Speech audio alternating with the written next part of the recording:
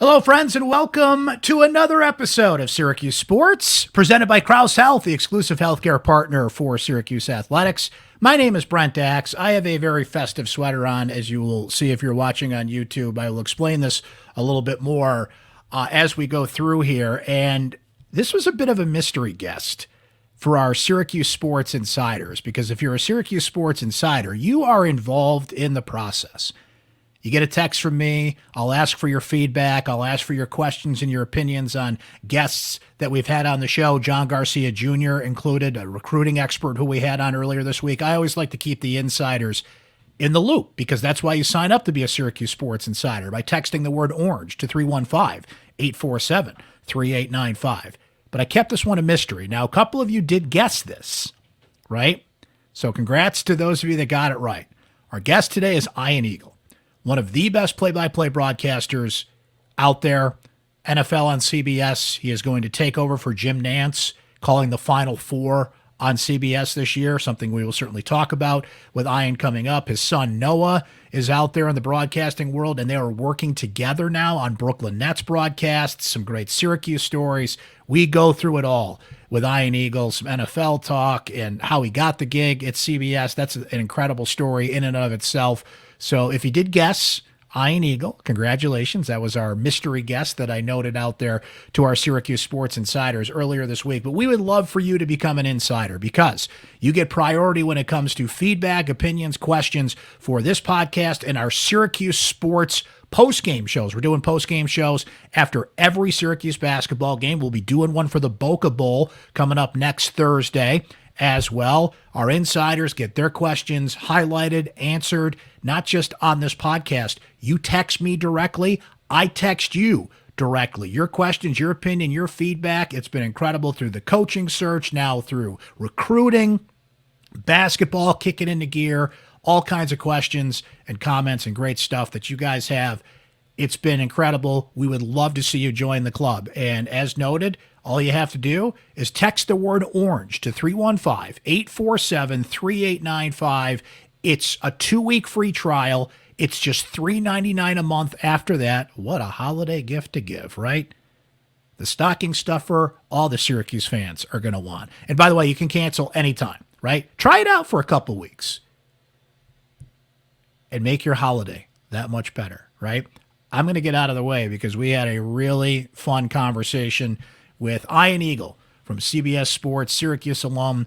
We covered a lot of ground in this one, including he lives 7 minutes away from Tommy DeVito. It's Tommy DeVito's world, and we're just living in it right now. What's that like? We'll get into it all coming up here with the legend, Ian Eagle.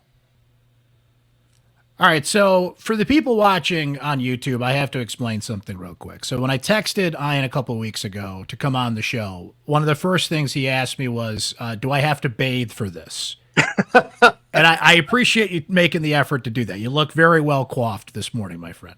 Thank you. Thank you. Big question now in the podcast world, Brent, as you know. Is it an on-camera podcast? Is it audio only? And that does affect my life. It affects my bathing schedule. So it's really the first question. I don't want to bait and switch. I don't want someone telling me, hey, I need you for the podcast. Then I show up and I didn't realize it was on camera. I have a reputation to maintain. That's right. I would like to see your non-camera look on camera one time. We'll have to do that. Not a great look. It's a full beard. It's a backwards hat. It's a tank top. Yeah, it's like a combination of a lot of different looks. I just pour into one look. So that's not going to happen. The second thing I need to explain, so I got to stand up a little bit to show people here. So this sweater I'm wearing. Oh, wow. It's my friend Snoopy here, and love it. These light up down here. Okay. Oh, yeah. There's electricity in there? There are batteries in here. I've had this sweater for about 5 years. It still lights up. Haven't changed the batteries. Because the other thing I said to Ian was, holiday sweater is optional.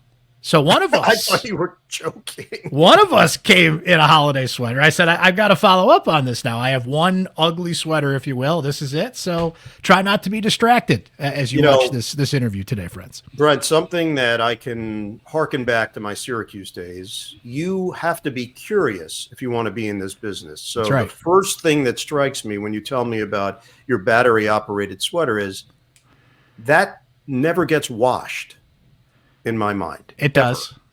Does it? It does. Yep.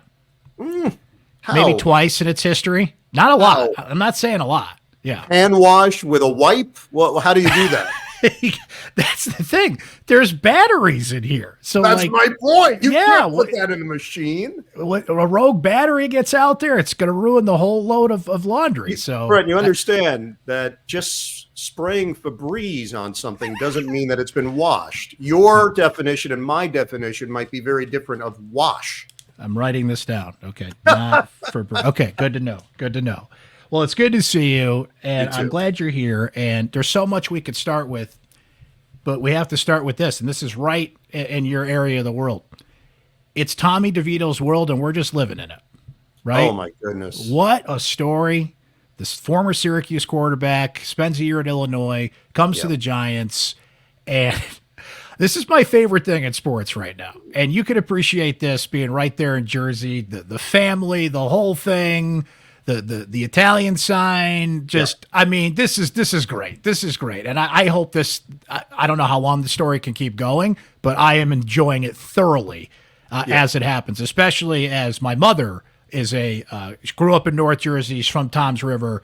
Let's go. I mean, this is just the best. So this is a phenomenon. There's no doubt about that. I don't think you even have this knowledge as we start the interview. He lives about 7 minutes from where I'm sitting right now. Wow. So he is very local to me. And a couple of things strike me here. You're someone that has followed the NFL for basically your entire life. And one thing that fascinates me about the National Football League is the life of the backup quarterback. You could have a 10-year career in the NFL if you're in the right situation as a backup QB and you never have to actually play. Right. Just be a good guy, good practice player, good in the quarterback room. Coaches like you, lead quarterback likes you, GM likes you, owner likes you. You could make a tremendous living and literally play double-digit years in the NFL. This is where it gets interesting. You could be out of the league if you actually have to play, and they see that they can't win with you. Tim Boyle with the New York Jets. He was just minding his business. He was a third QB on the team behind Aaron Rodgers and Zach Wilson, and now he's off the team. He's currently out of the league because he had to play. That's right. He got exposed for not being able to truly run the offense in a game situation. Tommy DeVito, I don't know what's going to happen ultimately. They're obviously paying Daniel Jones a lot of money, and they'll have decisions to make down the road. But what Tommy DeVito has done in his last three starts for the Giants is shown to the rest of the league that he can win a game in the NFL. He has enough credibility to run the offense. That could buy him, I'm not exaggerating, 6 years in this league, 6 years of salary, because a GM will say, you know what? We need him on our team, just in case. So good for him. How it all works out with the New York Giants, we do not know. But he has shown that he can play in this league, belongs in this league, and it really is a tremendous story. Well, there's a couple things that come to mind there. One is what you brought up about how you can just spend a life in this league as a backup and never see the field. There is another Syracuse example of that. Ryan Nassib. Yep. Ryan Nassib plays for the Giants. Eli Manning happens to have like the longest starting streak in NFL history. My man never gets on the field. He collects NFL checks. Now he's, I believe, working in the finance world. Like, hey, way to go. Way to cash in and have the best job in the world and not get your head knocked around. So there's that. There's also, I have to ask you about being Tommy's neighbor too, so we'll come back to that. But look at the world now, Ian. Look at going down the stretch. I think I saw a stat the other day. that there's like $1 billion worth of quarterbacks that aren't on the field right now, right? Joe Burrow's out, all these big time starters that are trying to, either play hurt or are not on the field. So, and the question of the NFL is, look at like Chicago and Carolina and all these teams, they're going to have high draft picks again. Do you take another quarterback to go with a high level quarterback, Daniel Jones? The answer's got to be yes, right? Because the quarterback depth is being pushed to the limit. And we're seeing it play out right now as we go down an insane stretch of the NFL schedule where basically everybody's eligible for the playoffs right now. 53 different starting quarterbacks in the NFL this year, Brent. Wow. That is a exorbitant number. And it shows you that this league is going to live by the quarterback and die by the quarterback. Doesn't mean that the games aren't important. Doesn't mean that the games aren't exciting. Doesn't mean that there isn't drama. Doesn't mean that the viewership goes down. But the level of play certainly takes a hit. I worked a Thursday night game last week on the radio, and it was Mitch Trubisky and Bailey Zappi. And yeah, entertaining enough game, and the Steelers had a chance down the stretch to maybe get back into it, didn't, and now their playoff hopes take a hit.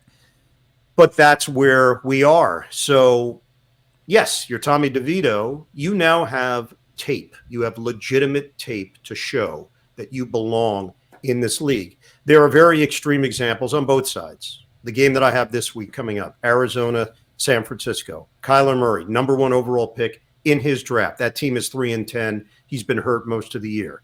Brock Purdy, the last pick in his draft. That's right. The last pick, Mr. Irrelevant, is now an MVP candidate in year 2. San Francisco's 10-3. They've got the inside track to get the number 1 seed in the NFC. So a lot of wackiness, as we know, in the NFL, but that quarterback position, it's the most important position in sports. And the reminder that you better feel comfortable with who you have as your backup quarterback, that cannot be just a dismissed position on your team. You're paying your starting quarterback $35 million. You better get a QB with some credibility as your backup, just in case. So I got to go back to this DeVito thing. You're 7 minutes from where he lives. Yes. He's as famous, we now know, lives with his parents. Smart move. You're still on a free agent quarterback, undrafted salary. It's not, he said it last night that all this attention is going to be good for business. Like, I think he's going to be able to afford his own place soon, right? Maybe a condo. Why not? Right. I think a condo is very much in the cards here for Tommy. Absolutely. The housing market's tough right now. So live at home as long as you can, Tommy. That's my advice to you. But, do you ever see this guy at Starbucks or, grabbing a Taylor ham bagel somewhere? Or, do you run into the DeVitos? Has Tom DeVito come and worked on your house? He's a plumber, right? You ever see him around? One word answer is no, but we do frequent the same establishment. So I've seen so many social media posts in regards to Tommy DeVito and the places that he eats and where he gets his food. I go to all those places. Those are places that are certainly within my purview, and I just find it hilarious. It's been very funny for all the people that live in this area, and it really has been this groundswell within New Jersey of backing this kid. It's a fun story. It is. And look, Brent, you lived it with him at Syracuse, and the hopes and the expectations when he came in. He was a big-time recruit. He was. This was someone that Dino Babers believed was going to help bring the program to another level. And there were flashes. There were moments where you could see that he had a lot of ability. It just never quite came together. And part of it is on so many different circumstances, but your skill position players and the coaching and you and Tommy himself, whether he was at his best. He goes to Illinois for the 1 extra year. He gets a dream of a lifetime, an invite to make the Giants. And just that, being on the practice squad, I've got to tell you, a lot of people took pride in this area that he was just on the roster in some form. And with Daniel Jones going down and with Tyrod Taylor going down and DeVito now pushed into the role as a reserve and then a chance to get reps and to practice. And it's another reminder of circumstances in this league. Do you have the right coach? Do you have the right system? Do you have the right players around you? Do you have the right amount of support and positivity and optimism? Does the team still want to win, by the way? And the Giants clearly do, no matter what some Giant fans might feel about getting a higher draft pick. The thing about the NFL, Brent, and I know you know this intimately from your days with the Buffalo Bills, when you win in the NFL, it affects everybody in your facility. I'm not talking about every player and coach. It affects the marketing person. It affects the person manning the front desk. It affects the security people. It affects the whole tone of your building. When you lose, same deal. So winning in the NFL is not a one-day celebration. It spills over. It's 6 days of feeling a certain way.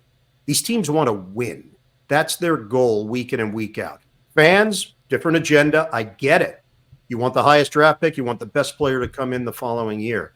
Most teams do not feel that way. You've got 53 guys on a roster. You can't tell a second-string linebacker that's trying to put good tape out there, hey, don't hit quite as hard today because we're trying to secure the number 3 pick. It just doesn't work that way. And Tommy DeVito will never buy another chicken cutlet sandwich in his life in the state of New Jersey. And Brent, that pregame setup, we've seen all the videos. It looked fantastic. Let's face it. It looks highly appetizing. Stepped up the tailgate game beyond anything you can imagine, right? You're throwing a couple of hot dogs on your little grill. Come on, you got to step it up to the DeVito family level. That's huge. Right. The guy shows up with a George Foreman grill and 3 Sabrettes. He's like, oh, this isn't going to cut That ain't it. That ain't it. Not going to cut it anymore. So on a different note, you're somebody. I have my daughter's going through the college process now, so you can relate to what it's like to have that feeling. You send your child off to college, and this child takes advantage of this great education that they get. Sure, they get gainful employment right out of college. Hey, fantastic! That's why I sent you there, right? Sure. And now you get to see him every day at work. Like, didn't you get rid of this kid?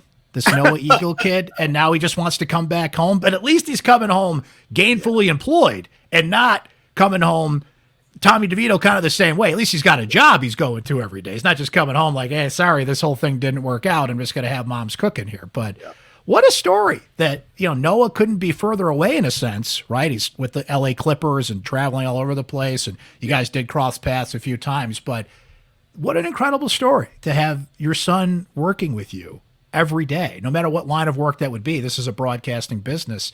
What's this been like for you?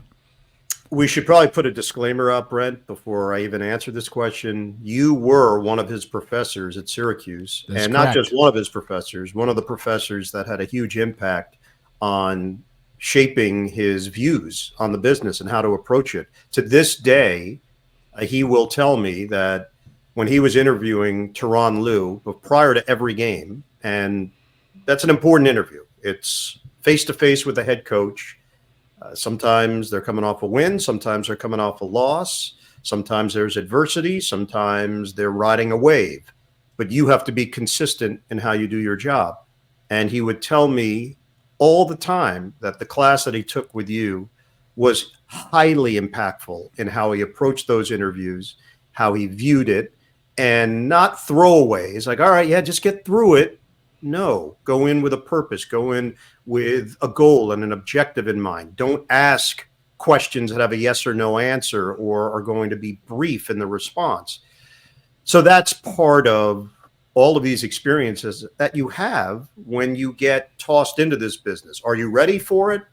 That's up to each individual when it comes to broadcasting. The camera's the same, the microphone's the same, the markets are different, who you're talking to, your audience may be different, but everything else is controllable.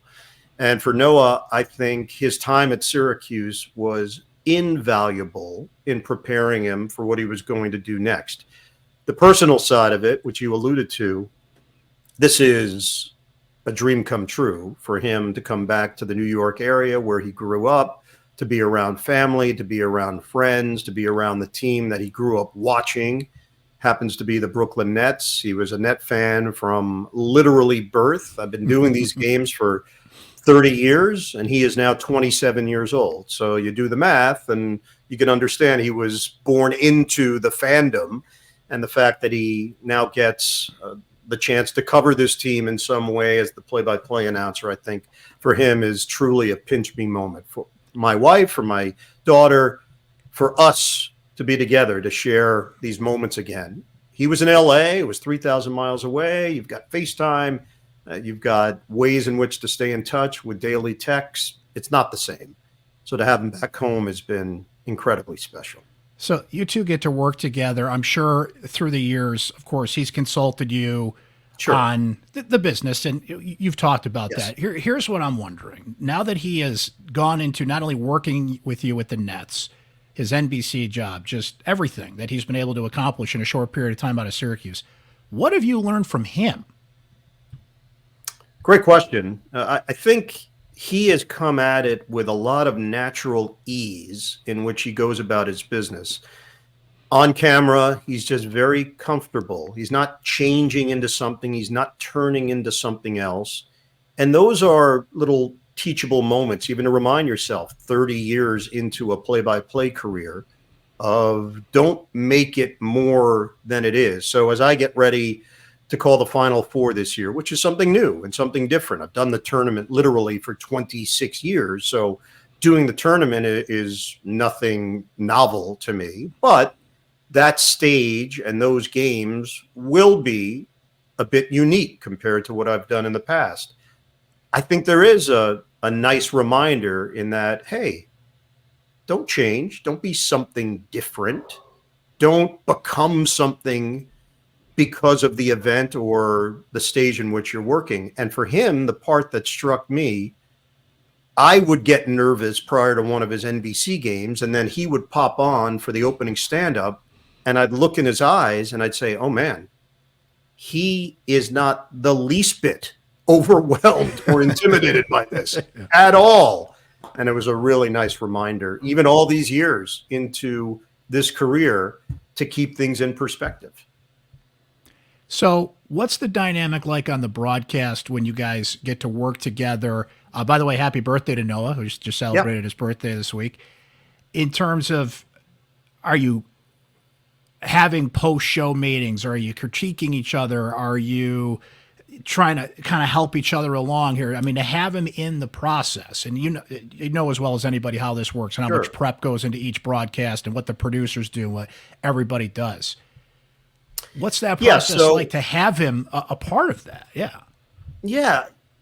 Our relationship hasn't changed very much from the time prior to him being in the business to where we are today. The dynamic between us is still the same, which is very close and can say anything to one another.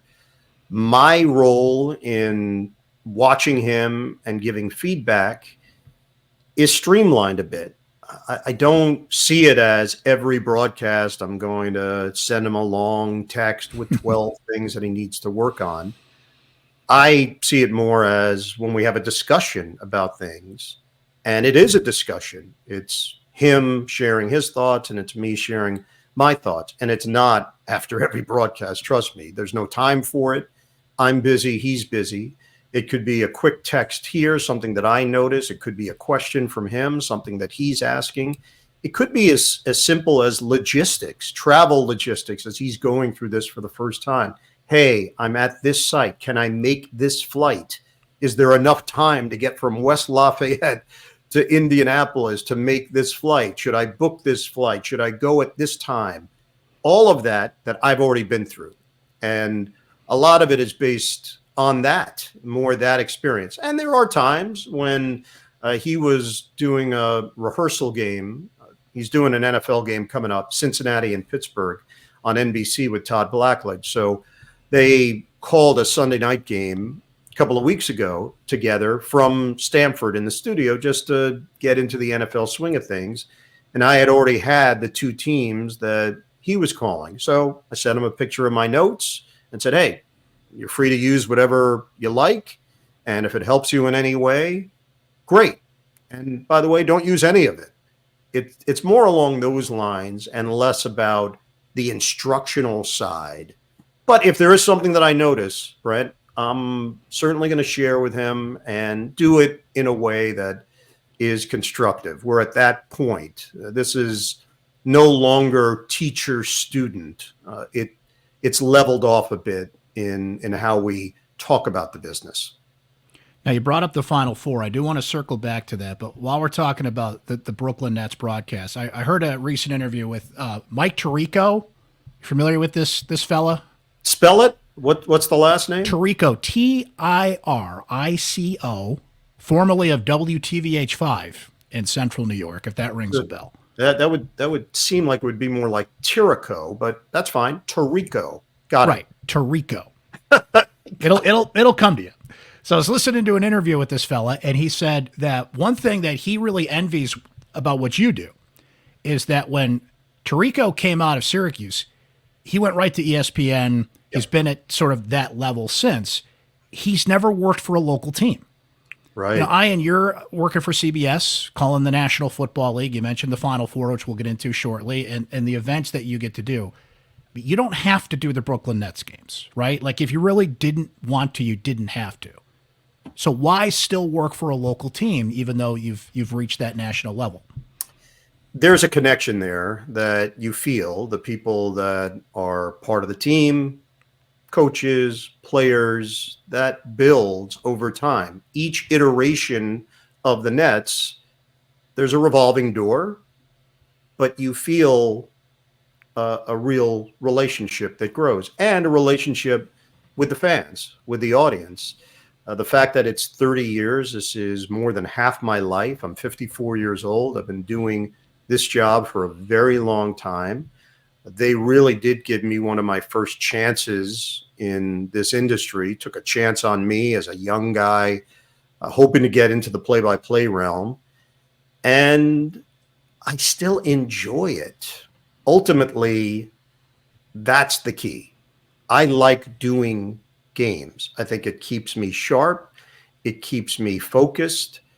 I like seeing the league. So when I do a game now for TNT, I've seen these teams. The Nets played the Phoenix Suns or the Denver Nuggets, or name another Western Conference team that maybe I wouldn't have a chance to see until later in the year. It makes me better calling the league, calling more games. And I think it helps when you get into an NCAA tournament format and you've got 4 games in one day, and the amount of information, it's a mountain. It is voluminous. And the fact that I'm preparing throughout the year, the muscle memory. And then, as simple as this might sound, Brent, the actual calls in the moment, the reflexes required when you see something, you process it, and then you have to call it within a second. Well, I see it all the time. So there is something to be said for the 10,000 hours concept. And I've thought for much of my career that I've stayed sharper because I call a lot of games throughout the year. Now, if I said I'm not doing those games anymore, would it affect performance? Would anybody notice? I don't know. But I know this works for me. And other than the travel, which is part of the deal, I'm not one to ever complain about that. If you don't want to go, don't go. If you don't want the assignment, don't take the assignment. I take the assignments knowing full well that this is part of the equation. So once you've accepted that, the complaining dims and you get focused on the game. My hope is when people watch, because it really is coming from an organic place, they hear someone that is excited to be there. And I'm excited to do whatever assignment it is, because this is what I always dreamed of doing. Speaking of organic, and you mentioned the 10,000 hours and the work that you put in doing this and how it pays off. We are in not just a highlight society now, we're in a TikTok society, right? TikTok. Someone might hear your voice for 12 seconds while they're flipping on their phone. Yeah. Are you conscious of that? I don't think you're scripting anything per se, but are you conscious of that when there's a big play, you have this moment, right, where the call's going to come out and it's going to end up on TikTok, Instagram, things of that nature? Like, has that shaped how you call games? You know what? I think about it now, Brent, and something that shaped my point of view was many years ago. I started doing voiceovers for the NBA based in Secaucus, New Jersey. And I would go in once a week and I would lay down tracks for a show called first NBA Jam and then eventually NBA Action. And it's still a show that I do all these years later. I'm talking about 20 plus years of voicing this show. So I got a chance to see behind the scenes at the NBA, how they cut highlights, what they look for, how they catalog them. And something that I realized very early is the call, the actual play-by-play would play a role in whether or not a highlight got starred as a top-level highlight, a mid-highlight, or a low-level highlight. And that affected my thought process. Like, wait a second, there's somebody out there. This is before social media, really almost prior internet in many ways. We're talking about, 1999, 2000, somewhere in that range where I really started doing this on a weekly basis. And I realized at that point that there is a visceral effect in how you call a game and the words you choose and the energy level that you use and the timing and the pacing of such. So to answer your question, today's world of TikTok and Twitter, X, and Instagram, no, it's not affecting what I'm doing in the moment. But I've had some good habits formed from early in my career of, hey, put a period on something, put an exclamation point, have an idea of where you're going. Don't completely wing it. You can't script these things. These things are happening in real time. But you can have some things marinating in your head.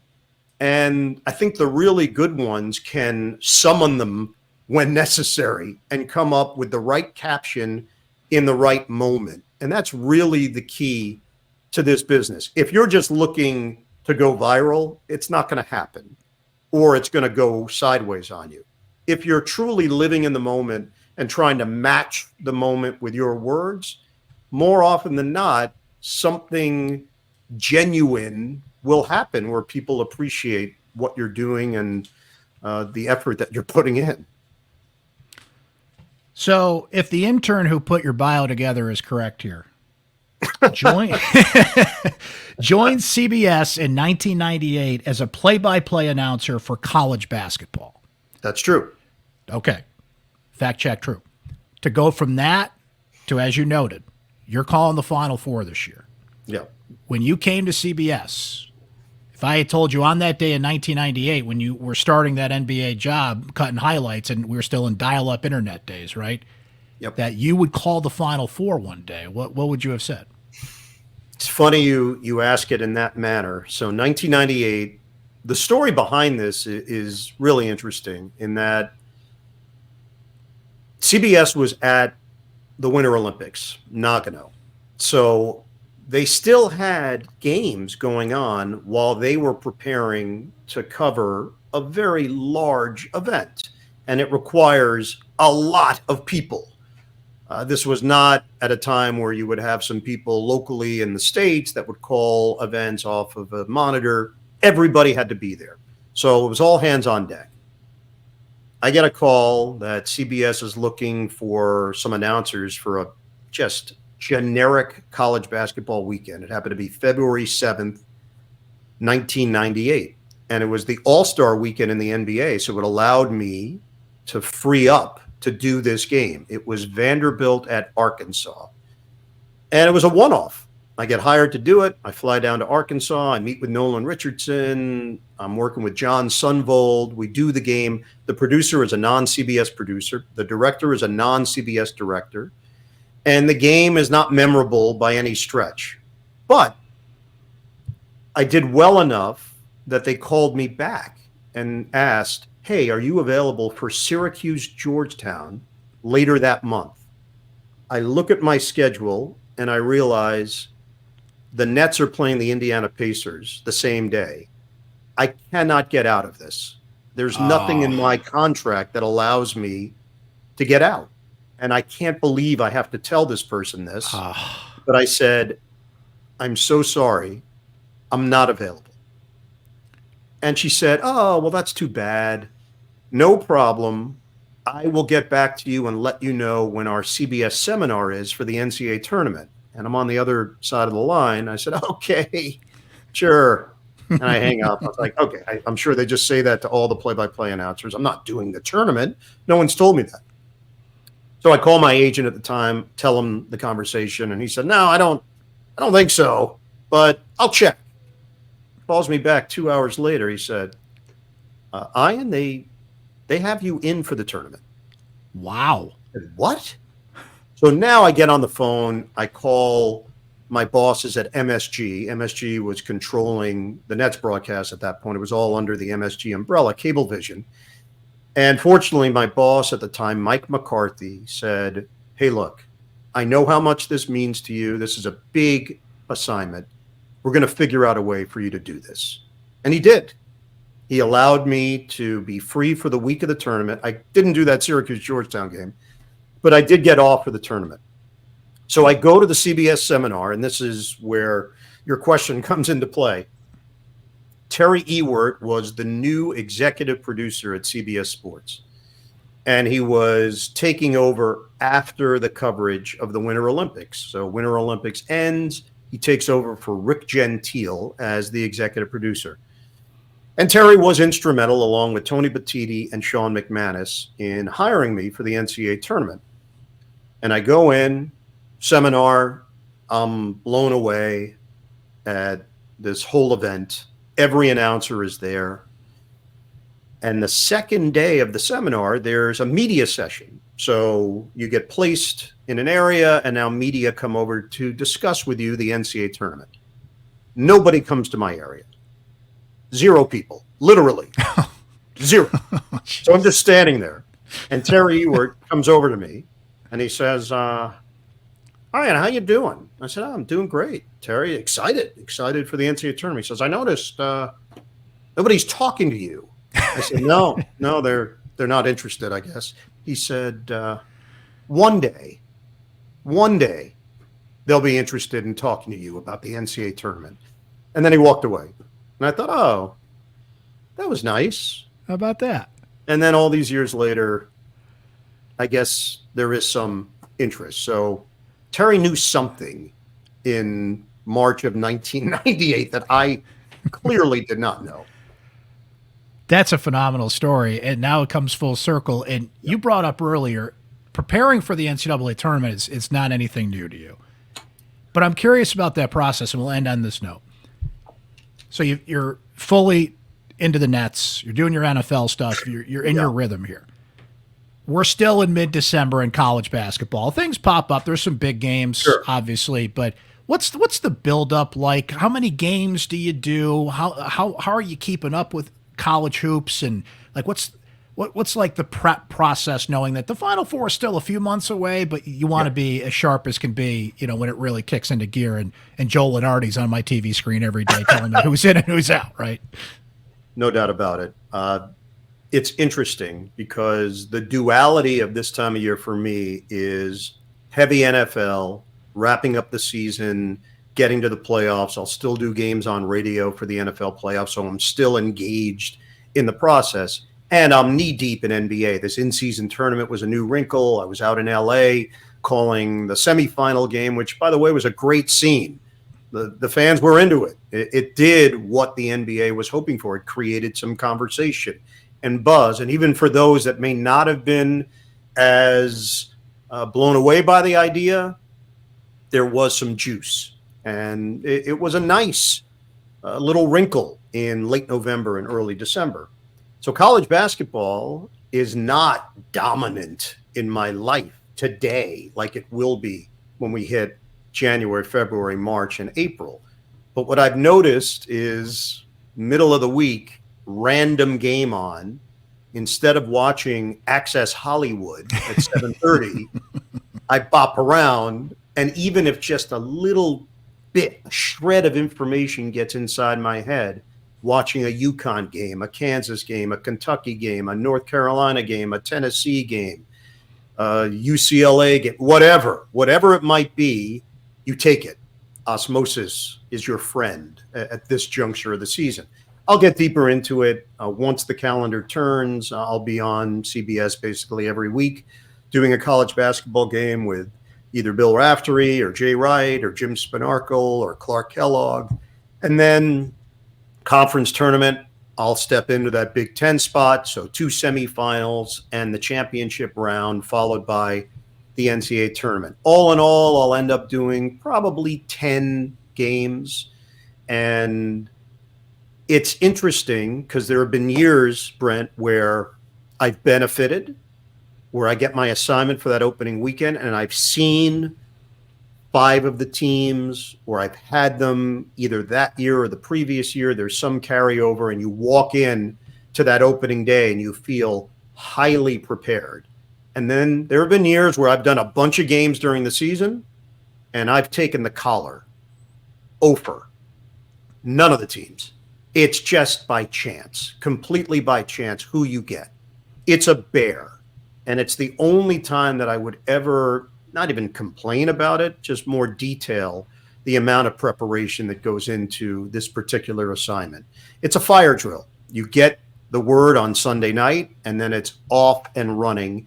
And you're just hoping to pack in as much information as possible without overkill for what you require for these 8 teams and these 4 matchups, and then the games take over. If you get a great game, a lot of your information just stays there. It never goes out on the air because you've got a great game. If you have a blowout, guess what? You start leaning into that information more and more because you're trying to fill the empty spaces. And it's the same every year. I feel a sense of I don't want to say anxiety, but just some agita the days leading up to the tournament, because you know it's coming and I can't do anything about it. I can't start my preparation 2 weeks before. I'm a guy that likes to get ahead. If I've got an NBA game in 2 weeks, I'll start working on that game today so that I don't feel any stress in 2 weeks. NCAA tournament, you can't do it. You can't prepare for 68 teams. So it's luck of the draw, and you just have to trust your process. Sunday night into Monday morning, you catalog it, you compartmentalize, and then you hit the books. And I'll end on this note, Ian. If my calculations are correct, that Syracuse-Georgetown game you were supposed to call March 1st, 1998, Syracuse 77, Georgetown 72 in overtime. You nailed it. So you missed a good one, but I think it worked out for you. Worked out in the end. In the moment, it was as disappointed as I had been at any point in my career up until that phone call. Like that was a dream of mine to go back and call a Syracuse game at the Dome. It would have been 8 years after graduation. I eventually got there for CBS and ended up calling a number of games, Syracuse games, whether it was at the Dome, on the road, hanging with Jim Boeheim. Little different dynamic, hanging with him as the CBS broadcaster as opposed to WAER. Little different. Yeah. But actually, great experience. He's one of those people that we know watches everything, takes in everything, and if you get him in that setting, he can be highly informative and helpful. But we moved on from it, and it all worked out in the end. Didn't get to call Syracuse Georgetown, but I think when we look back on it now, I have no regrets how it all unfolded. Pleasure to have you here, sir. Really appreciate your time. Really happy to see you and Noah working together and everything there. I appreciate the kind words earlier as well. And you're the best. We love having you on, and continued luck and success to you, my friend. We'll do it again down the road, but thanks for hanging with us today on Syracuse Sports, Ian. Yeah, my pleasure, Brent. Good luck with the college process. I know what that's all about. It's fun. It's stressful, but here's the one thing I'll say about it. It'll all work out somehow. I need to hear that. Thank you. It all works out in the end. All the best, bud.